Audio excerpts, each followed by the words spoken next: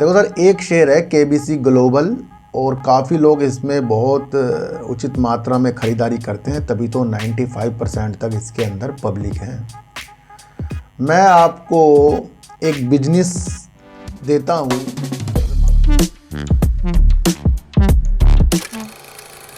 नमस्कार, आप देख रहे हैं डीप सर्च 6 और आज बात करेंगे सर सुजलॉन एनर्जी की बात करेंगे।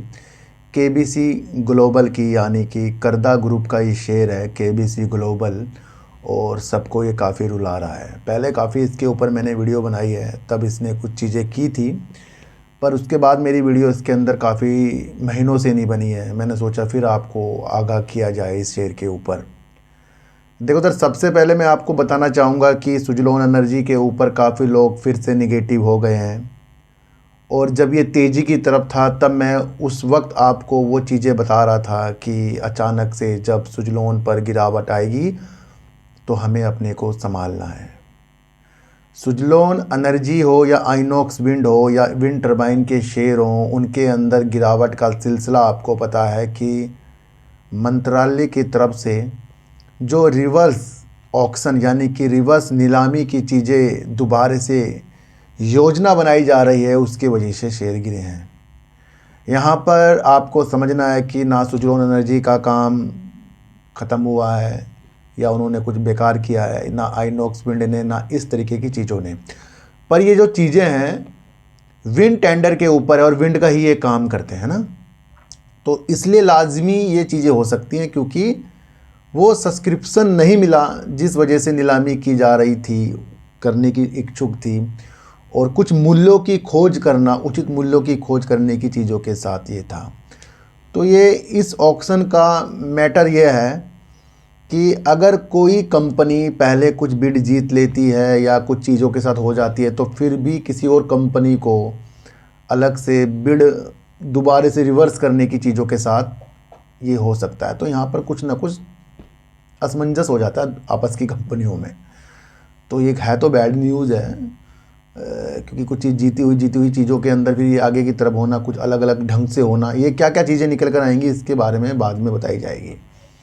पर आपको समझना है कि शेयर जो गिरे हैं, आज लोअर सर्किट लगा दिया सुजलॉन एनर्जी ने, तो वो अपनी काम की वजह से नहीं गिरा है, बल्कि उस वजह से गिरा है जो इंडिया में परियोजना नीलामी के लिए की जाती हैं, उस एक सिचुएशंस के तौर पर गिरा है कि क्या क्या इसके अंदर फेरबदल अब एनर्जी मंत्रालय करता है। तो यहाँ पर धैर्यता चलेगी, पर उस धैर्यता के अनुसार ही भी आपको बता दूं कि शेयर तो गिरा ही है ना किसी भी कारणों से। तो 2025, 2027, 2030 के लक्ष्य ऐसे शेयरों के साथ हमें लेकर चलने चाहिए जो अचानक से ऊपर की तरफ भागे, और वो ज़रूरत है। ज़रूरत ये है ये सबकी, इंडिया की तो ना 2030 के लक्ष्य हैं, हर एक कंपनी 2030 के लिए भाग रही है। तो समझना है सुजलॉन एनर्जी यहाँ पर पॉजिटिव है। ये गिरावट जो है वो कुछ डिसीजन के अनुसार होएंगी, वो उस वजह से है ना, तो वो आपको समझना है। देखो सर, एक शेयर है केबीसी ग्लोबल और काफ़ी लोग इसमें बहुत उचित मात्रा में ख़रीदारी करते हैं, तभी तो 95% तक इसके अंदर पब्लिक है। मैं आपको कोई बिजनेस देता हूँ, एक सिचुएशंस के अनुसार मैं आपको वो चीज़ें समझा रहा हूँ, और उस बिजनेस जो मैं कर रहा हूँ उसके अंदर जो सेल्स हो रही है वो भी माइनस में हो रही है, मतलब ना के बराबर हो रही है, और अपनी सेल्स को हम घटाते घटाते जा रहे हैं। और आपको मैं कह रहा हूँ इस कंपनी में पैसा लगाओ और आप इस कंपनी को चला लो। चलाओगे आप कहोगे सेल्स तो है नहीं, मैं क्या करूँगा इस कंपनी को लेकर, क्या भावना निकलेगी आपके अंदर से, सेल्स नहीं है तो भाई मैं क्या करूँ, मैं क्यों चलाऊँ। तो ऐसे ही कुछ चीज़ें आपको समझनी है कंपनी की चीज़ों के साथ। कंपनी की अगर हम मार्च 2021 की सेल्स देखें तो वो सबसे ज़्यादा कंपनी ने करी थी, वो करीब 50 करोड़ 98 लाख की थी, और कंपनी ने उस वक्त मार्च 2021 में करीब 12 करोड़ 67 लाख का प्रॉफिट किया था। ये 2021 मार्च की बात थी। आपको समझना है कि आज कंपनी का जो दिसंबर का क्वार्टर है ना, वो भी प्रस्तुत नहीं हुआ है, पर सितंबर का क्वार्टर का अगर हम देखें तो वहाँ पर माइनस 4 करोड़ 52 लाख की शेयर। अब ये माइनस क्या चीज़ है मुझे समझ नहीं आ रहा है। जब सेल्स ही नहीं हुई तो फिर माइनस तो आ रहा है, तो उसका मतलब सेल्स हुई नहीं है, इतना घाटा ही हो गया है फिर तो। और उसके बाद भी कंपनी ने जो लॉस किया है, अन्याय होती रहती है इनकी, जो लॉस किया है वो करीब 1,98,00,000 का किया है। यानी कि मार्च 2021 से कंटिन्यू अपनी सेल्स को माइनस पर ले आए हैं। तो क्या ऐसे बिजनेस के ऊपर आप पैसा लगाओगे? कंपनी वैसे रियल एस्टेट पे काम करती है, कंपनी आवासीय, वाणिज्यिक आवासीय बनाती है, सरकार के लिए भी कुछ काम करती है, बाहर भी देश में काम करती है, जैसे कि पता लग रहा है। कंपनी का इस वक्त शेयर चल ₹2.15 का चल रहा है, हाईलाइट ज़्यादा हो रहा है। कंपनी का शेयर बिना इस तरीके से भी ₹4 तक जा सकता है, पर वो फंसने वाली चीज़ें हो जाएंगी। ₹4-5 शेयर ये जा सकता है, क्योंकि NSE और BSE में तो ये लिस्ट ही है कंपनी, आपको पता है। और ज़्यादा से ज़्यादा लोग इसके अंदर वीडियो बना रहे हैं, तो उस दौरान तो जैसे पहले ही 95% इसके अंदर पब्लिक बैठी है, तो वो पहुँच सकता है। आपको समझना है, ₹17.60 का एक बार इस कंपनी ने हाई मारा। दिसंबर 2021 में ₹17.60 का कंपनी ने हाई मारा, और उसके बाद कंपनी ने दोबारा हाई की तरफ देखा नहीं। कंपनी का लो जो है ना शेयर प्राइस का, ₹1.85 तक भी आ गया है, और अब कंपनी का शेयर ₹2.15 का चल रहा है। और 52 सप्ताहों का अगर हम एक साल का इसका नज़रिया देखें, तो कंपनी ने करीब ₹3.60 का हाई और ₹1.85 का लो लगाया है। कंटिन्यू ₹17.60 से गिर रहा है, सब फंसते जा रहे हैं, मिला कुछ नहीं है। अगर हम देखें कि इनकी कहीं कहीं परियोजना चल रही है, ये चल रही है, वो चल रही है, अब वो चीज़ें हमसे नहीं बर्दाश्त होगी, क्योंकि अगर इनकी इतनी सारी परियोजना इधर उधर के लिए कर रहे हैं, तो भाई सेल्स तो करके दिखाओ हमें। माइनस में क्यों हैं? 10 करोड़, 15 करोड़, 20 करोड़, 30 करोड़, 40 करोड़, 50 करोड़, 60 करोड़, 70 करोड़, 80 करोड़, 90 करोड़, 100 करोड़, कुछ सेल्स तो हो।